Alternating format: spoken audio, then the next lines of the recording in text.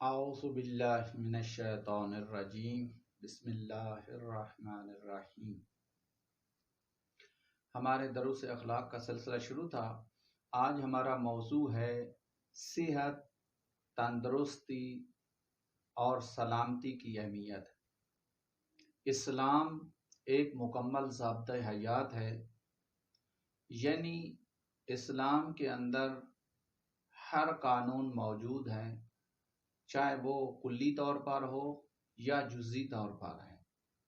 دنیا کے اندر کوئی ایسی چیز نہیں ہے جس کے بارے میں قرآن نے ذکر نہ کیا ہو۔ یہ الگ بات ہے کہ ایک دفعہ جب دنیا اور آخرت کا الفاظ استعمال ہوتا ہے تو پھر دنیا اور آخرت میں جو کچھ ہوتا ہے وہ بھی اسی کے اندر ذکر ہو جاتا ہے۔ تو آج ہم بتائیں گے کہ انسان کیسے تندرست رہ سکتا ہے، اس کا بدن کیسے بیماری سے بچ سکتا ہے۔ حضرت علی علیہ السلام نے فرمایا کہ جو شخص حلال کھائے، حلال کھانا کھائے، اچھی طرح چبائے اور تھوڑا سا سیر ہونے سے پہلے، یعنی تھوڑی سی بھوک رہتی ہو تو کھانا چھوڑ دے اور رفع حاجت بھی نہ روکے، تو موت کے علاوہ کوئی بیماری اس کو لاحق نہیں ہو سکتی۔ اب دیکھو، ایک ضمانت ہے پیغمبر کی طرف سے، وہ نبی جو خاتم النبیین ہے، تمام شریعتیں ختم ہو جاتی ہیں۔ وما ينطق عن الهوى ان هو الا وحی یوحی، جس کی ہر بات وحی ہوتی ہے۔ وہ فرما رہے ہیں کہ حلال کھانا، حرام نہ کھانا، شرط یہ کہ حلال ہو، جو بھی کھائیں حلال کھائیں، آپ مریض نہیں ہوں گے۔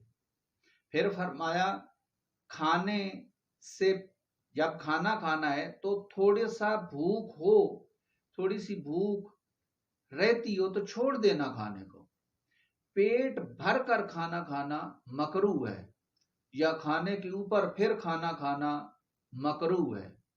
اور مکروہ کا معنی پہلے میں نے بتایا تھا کہ مکروہ کا معنی ہوتا ہے ثواب کی کمی۔ پھر غذا کو چبانا اچھی طرح چاہیے، یہ نہیں ہے کہ آدھی غذا چبائی اور باقی اندر معدے کے اندر چلی جائے گی۔ یہاں دیکھو کتنی باریک میڈیکل کے لحاظ سے آج ڈاکٹر بھی یہی کہتے ہیں کہ جب بھی کھانا کھاؤ تو اس کو اچھی طرح چباؤ۔ اگر ایک آدمی اچھی طرح کھانا نہیں چباتا اور جلدی جلدی کھاتا ہے تو معدے کے اندر بوجھ پڑتا ہے اور معدہ ہضم نہیں کر سکتا۔ اور اسی طرح جب کسی کو رفع حاجت ہو تو اس کو بھی نہیں روکنا چاہیے، اس لیے کہ اس سے بھی انسان مریض ہو جاتا ہے۔ یوں ہی رفع حاجت آئے فوراً چلا جائے۔ تو اگر کوئی آدمی یہ کام کرتا ہے، حلال کھانا اور کھانا اس وقت کھانا جب بھوک ہو، یہ نہیں ہے کہ جب کوئی چیز سامنے آ جائے کھانا شروع کر دے، یہ ایسا تو نہیں ہوتا۔ تو اگر حلال کھائے، بھوک لگے تو اس وقت کھائے، تھوڑی سی بھوک رہتی ہو تو کھانا چھوڑ دے، رفع حاجت کو نہ روکے، تو اس کو کوئی بیماری لاحق نہیں ہو سکتی اور اس کو علاج کرانے کی ضرورت ہی نہیں ہے۔ آج ہمارے معاشرے کے اندر جو جتنی امراض آ رہی ہیں وہ سب کی سب انسان کی اپنی وجوہات، انسان خود باعث بن رہا ہے، خود مریض ہوتا ہے۔ آج ایسی ایسی غذائیں آ گئی ہیں کہ جو معدے کے لیے مناسب ہی نہیں ہے، جب ہم کھا لیتے ہیں تو پھر مریض ہو جاتے ہیں۔ پھر پیٹ بھر کر کھاتے ہیں تو پیٹ بھر کر کھانے سے تو جب ہے ہی مکروہ اسلام کے اندر۔ یہی فلسفہ ہے اسلام کا کہ جب دیکھا ہے کہ سال میں ایک دفعہ اللہ نے روزے واجب کیے ہیں تاکہ پورا سال جو معدے کھائے ہیں، آپ کے کھانے کھاتے رہے ہیں، پیٹ بھر کر کھایا ہے، ایک مہینہ معدے کو آرام ملے اور تمہیں سلامتی ملے، تندرستی ملے، اس لیے کہ روزہ رکھنے سے سلامتی اور تندرستی آتی ہے، اور اس کا فلسفہ یہی ہے کہ سارا سال انسان جو ہے پیٹ بھر کر کھانے کھاتا ہے اور اس کے بعد مریض رہتا ہے۔ اس لیے سال میں ایک دفعہ روزے آتے ہیں تاکہ انسان بھوکا رہے، معدہ خالی رہے اور معتدل رہے، معدہ مضبوط ہو جائے، اور سال میں انسان کا یہ ایک معدے کا علاج ہے۔ اس کے بعد حضرت علی علیہ السلام امام حسن علیہ السلام سے فرماتے ہیں کہ بیٹا میں تمہیں 4 چیزوں کی نصیحت کرتا ہوں، 4 چیزیں بتاتا ہوں، اگر آپ نے ان پر عمل کیا تو آپ کو کوئی بیماری لاحق نہیں ہوگی، آپ مریض ہی نہیں ہوں گے، آپ کو علاج کرنے کی ضرورت ہی نہیں ہے۔ نمبر 1، دسترخوان پر اس وقت بیٹھنا جب بھوک ہو۔ نمبر 2، دسترخوان پر جب بیٹھو تھوڑی سی بھوک ہو تو کھانا کھانا چھوڑ دو۔ اسی طرح کھانے کو اچھی طرح چبانا، اور سونے سے پہلے رفع حاجت کرنا، سونے سے پہلے واش روم جانا چاہیے، یہ بہت ضروری ہے، اور جو بھی آدمی یہ کام کرتا ہے تو اس کی بھی کوئی بیماری لاحق نہیں ہوتی۔ اس کے علاوہ یہ انسان جو ہے جب زیادہ کھاتا ہے اور پھر حرکت نہیں کرتا، کام نہیں کرتا، تو صاف ظاہر مریض ہو جائے گا۔ اب جو شوگر کے مریض ہوتے ہیں، اب شوگر کی جو مرض ہے یہ ٹینشن کی وجہ سے بھی ہے، لیکن اس کی ایک وجہ یہ ہے کہ جو پیٹ بھر کر کھانا کھاتے ہیں اور ورزش نہیں کرتے ان کو شوگر ہو جاتی ہے۔ اور یہ میں آپ کو بتا دوں کہ خدا کے بارے میں ہمارا عقیدہ ہے کہ خدا خیر محض ہے، خدا خیر محض ہے، شر خدا کی نسبت نہیں دینی چاہیے، یعنی یہ نہیں کہنا چاہیے کہ اللہ نے یہ مجھے مصیبت دی ہے اس لیے وہ تو خیر محض ہے۔ یہ انسان خود ہے جو اپنے اوپر خود عذاب مول لیتا ہے، مصیبت مول لیتا ہے۔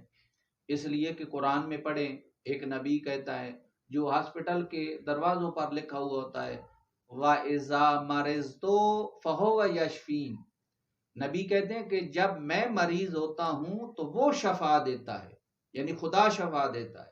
تو دیکھو مریض ہونے کی نسبت خود اپنی طرف نبی نے دی ہے، یعنی جب میں مریض ہوتا ہوں تو شفا وہ خدا دیتا ہے۔ دیکھو ہماری اپنی حرکات اور ہمارے اپنے ہی ایسے اعمال ہیں کہ جن کی وجہ سے ہم اپنے بدن کو مریض کر دیتے ہیں، پھر کہتے ہیں خدا کی طرف سے عذاب ہے۔ ایسا نہیں ہے۔ جب خدا نے انبیاء بھیجے، اولیاء بھیجے، قرآن کتابیں بھیجی اور ساتھ ساتھ ہر مرض کا علاج بتایا، یہی کھانے کے جب آداب بتائے تو انسان مریض نہیں ہوگا۔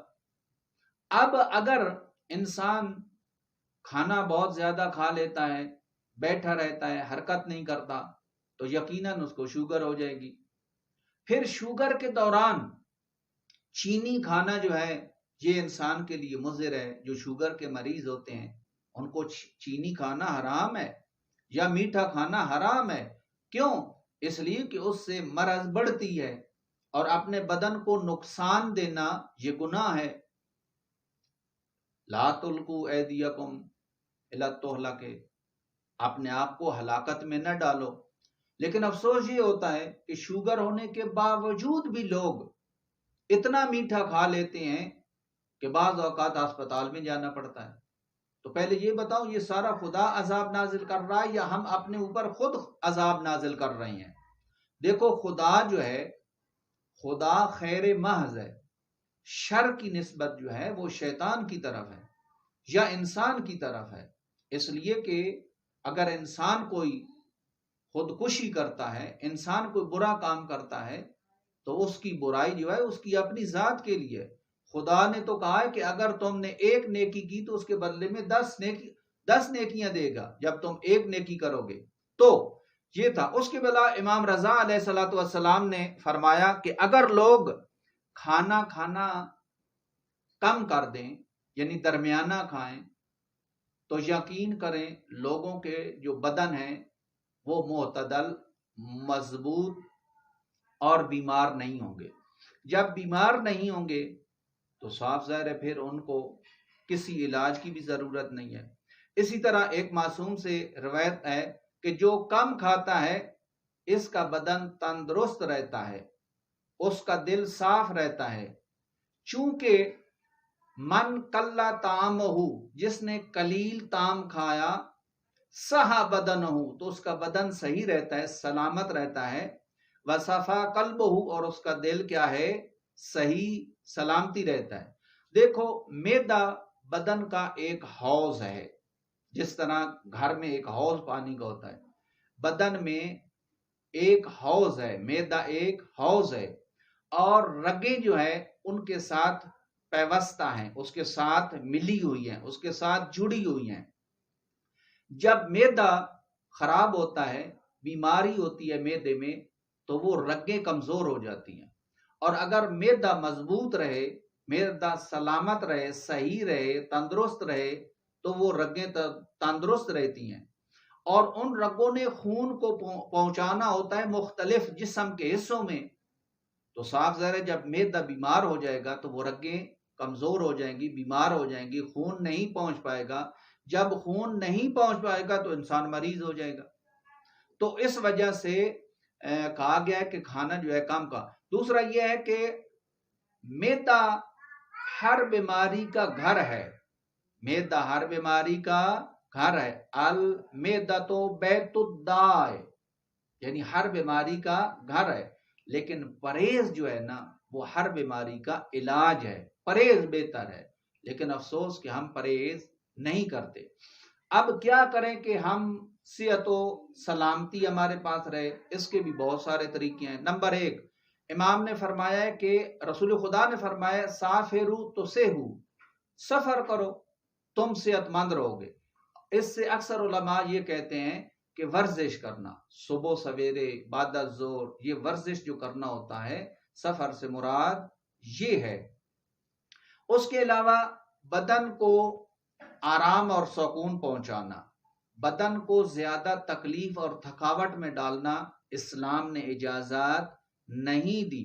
حتیٰ کہ فضول زیادہ بولنا بھی جائز نہیں ہے، اس لیے کہ زیادہ بولنے سے بدن پر بوجھ پڑتا ہے اور انسان کا دماغ تھکتا ہے۔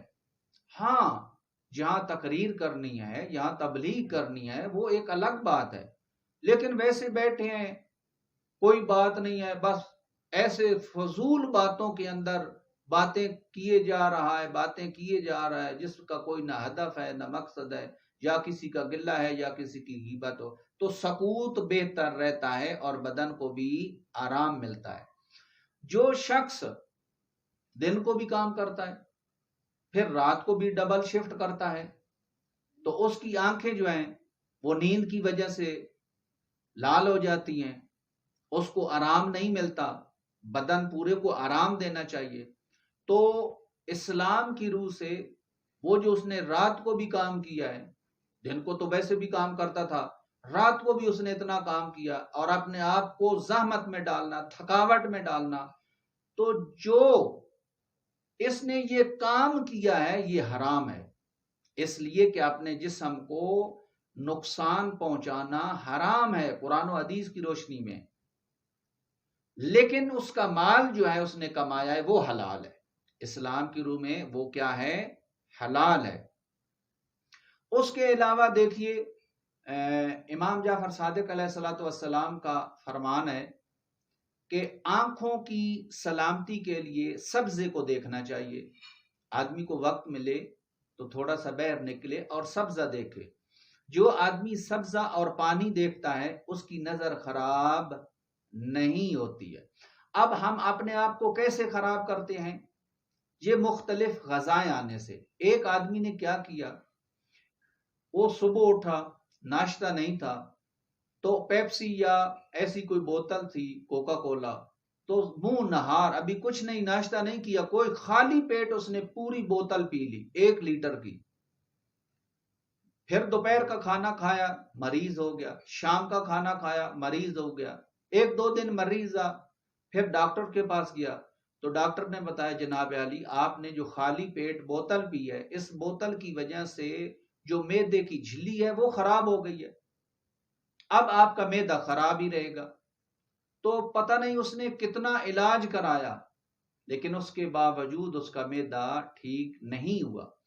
جب اللہ نے ہر بیماری کا علاج بتایا ہے، چاہے وہ پرہیز کی صورت میں ہو، چاہے وہ جس صورت میں ہو، اگر ہم عمل کریں گے تو ہم صحت و سلامتی میں رہیں گے. یہ الگ بات ہے کہ ہم اپنے اوپر خود ایسی چیز مسلط کر دیں گے اور بعد میں کہیں گے کہ اللہ نے ہمیں مصیبت دے دی. اللہ مصیبت نہیں دیتا، یہ خود انسان ہی ہے جو اپنے اوپر مصیبتوں کو لے آتا ہے. تو ہم دعا کرتے ہیں کہ خداوند عالم ہم سب کو اسلام پر عمل کرنے کی توفیق عطا فرمائے. وَمَا عَلَيْنَا إِلَّا الْبَلَاغُ الْمُبِينُ.